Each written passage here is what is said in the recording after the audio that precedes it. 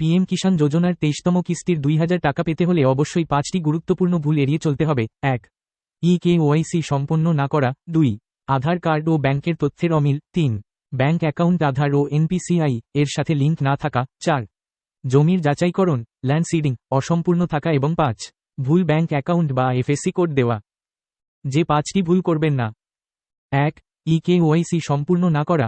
PM কিষাণ অ্যাকাউন্টে eKYC করা বাধ্যতামূলক। এটি না করলে আপনার কিস্তির টাকা আটকে যাবে।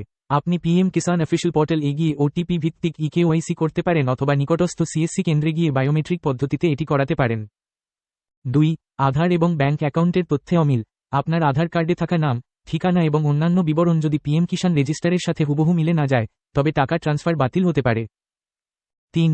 ভুল ব্যাংক অ্যাকাউন্ট সংক্রান্ত তথ্য, আবেদনপত্রে ভুল অ্যাকাউন্ট নম্বর, ভুল আইএফএসসি কোড অথবা নিষ্ক্রিয়, বন্ধ ব্যাংক অ্যাকাউন্ট দিলে পেমেন্ট ফেইল হতে পারে। তাই সঠিক তথ্য থাকা জরুরি। 4. জমি যাচাইকরণ ল্যান্ড সিডিং না করা। পিএম কিষাণ প্রকল্পে নিজের জমির সঠিক তথ্য আপডেট থাকতে হবে। স্ট্যাটাস চেক করে দেখে নেবেন সেখানে ল্যান্ড সিডিং এর ঘরে ইয়েস লেখা আছে কিনা। এবং 5.